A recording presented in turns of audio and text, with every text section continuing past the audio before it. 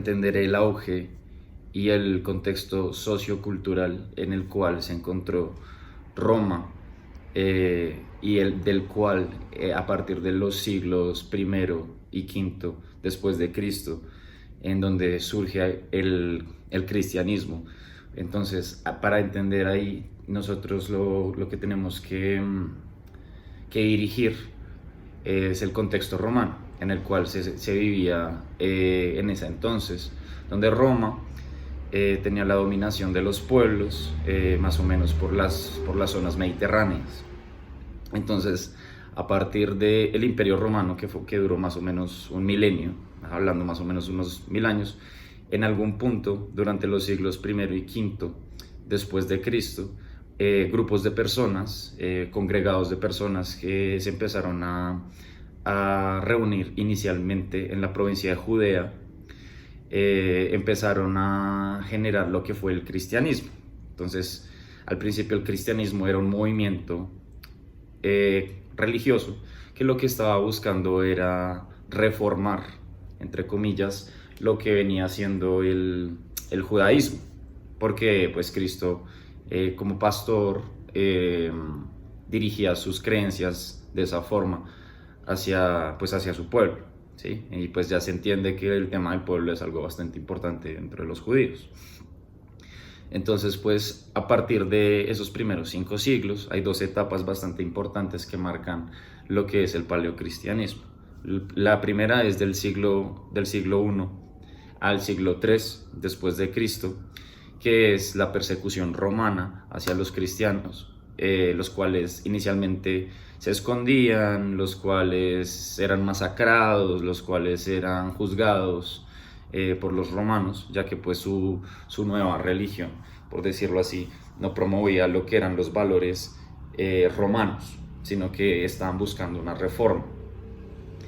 Entonces después fue cuando el emperador Constantino, más o menos por los siglos del siglo III al siglo V, fue que hizo el Epidicto de Milán, el cual pues ya promovía como una amnistía religiosa y le permitía entonces a los cristianos poder, por decirlo así, aceptar su religión socialmente.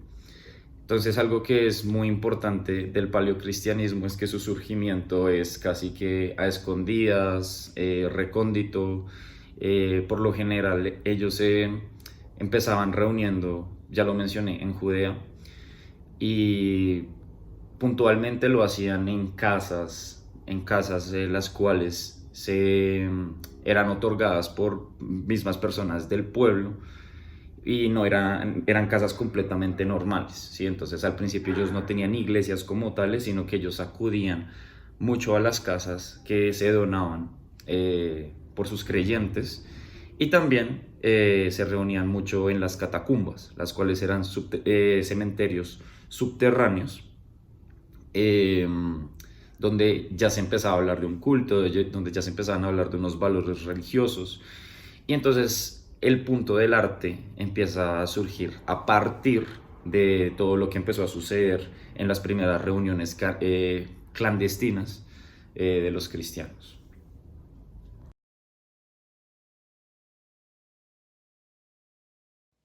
En Occidente, Roma es el centro y símbolo de la cristianidad, por lo que en ella se producen las primeras manifestaciones artísticas de los primitivos cristianos, o paleocristianos, recibiendo un gran influjo del arte romano, tanto en la arquitectura como en las artes figurativas.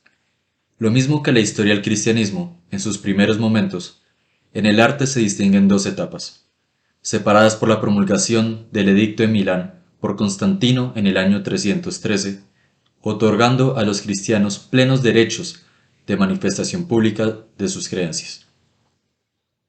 El estilo paleocristiano supone una nueva forma de entender el arte que intenta dar una respuesta a una fe religiosa, el cristianismo.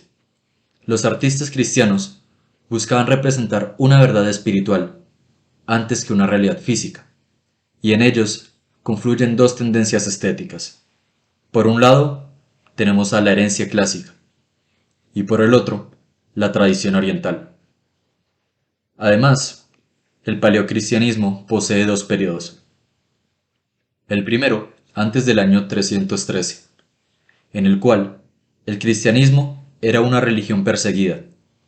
Hasta esta fecha se suceden periodos de tolerancia con grandes persecuciones, como las de Nerón, Dominiciano o Marco Aurelio. El segundo periodo, el cual fue después del año 313, fechas en las que el emperador Constantino firma el Edicto de Milán, por el que el cristianismo es reconocido como una religión oficial. En el año 380, el emperador Teodosio convierte el cristianismo en una religión única y se persigue al paganismo. Con la llegada al poder del emperador Juliano, el apóstata, se legaliza de nuevo el paganismo y se prohíbe el cristianismo. A la muerte de este emperador, termina para siempre el paganismo, y el cristianismo se convierte en la religión oficial del imperio.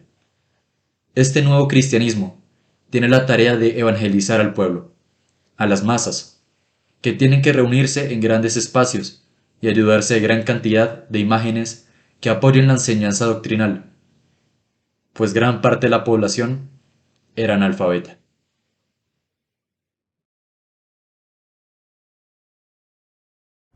Ahora, para tocar el tema del artístico, se va a hablar de un contexto. El arte paleocristiano se desarrolló pues desde los primeros siglos de nuestra era, desde la aparición del cristianismo, y se da durante la conquista o la dominación romana.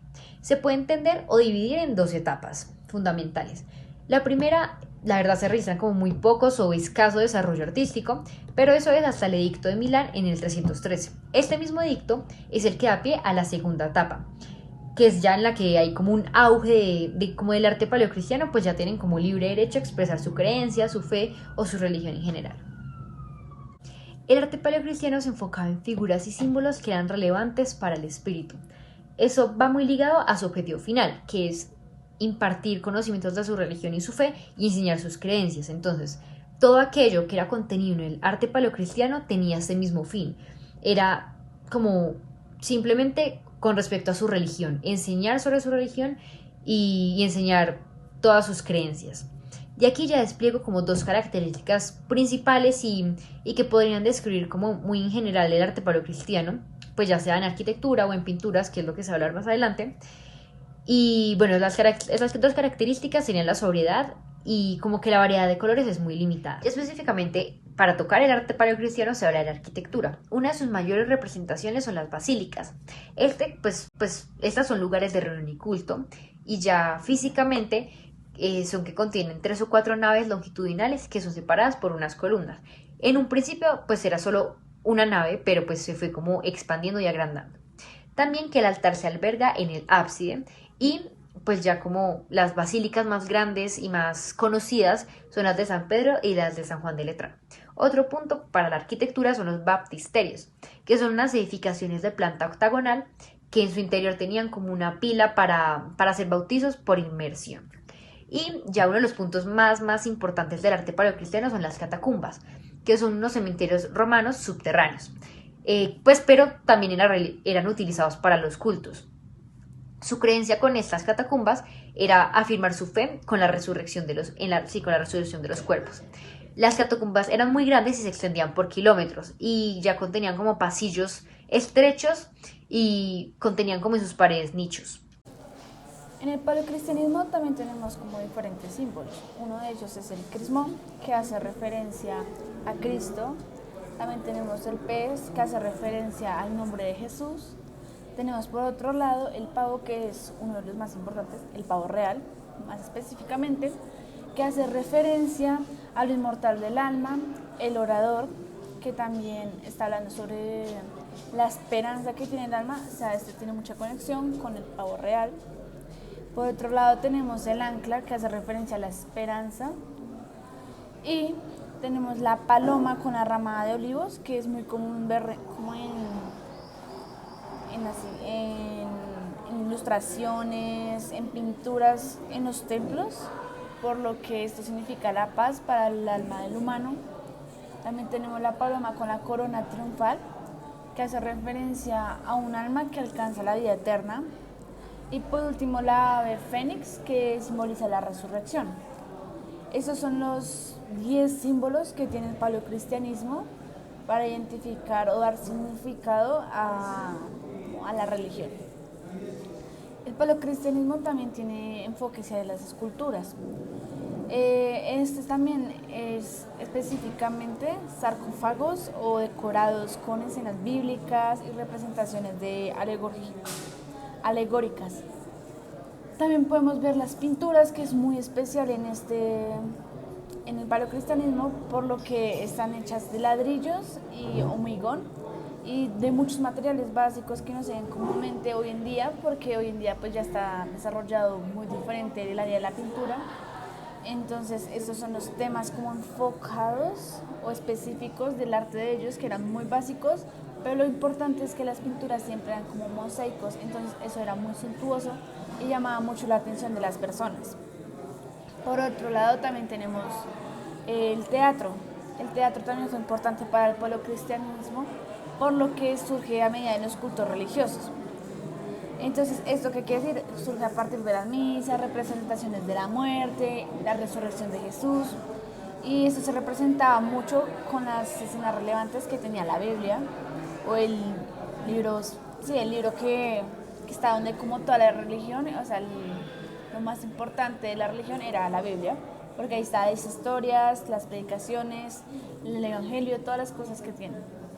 Por otro lado también tenemos los artistas. Los artistas fueron como fundamentales también en este aspecto, por lo que los artistas hacían unas pinturas para el paleocristiano, pero algo que tenían que tener en específico estos artistas es que tenían que tener una base de conocimiento, de intelecto sobre lo heredado de los griegos y los romanos, porque si uno se pone a analizar las pinturas están basadas muchos de los aspectos o de algunas partes o conocimientos que tienen las pinturas griegas y romanas de hace muchos siglos, y abstrajeron esa parte de esas pinturas y las complementaron y les trataron de dar un significado con los símbolos que les mencioné anteriormente.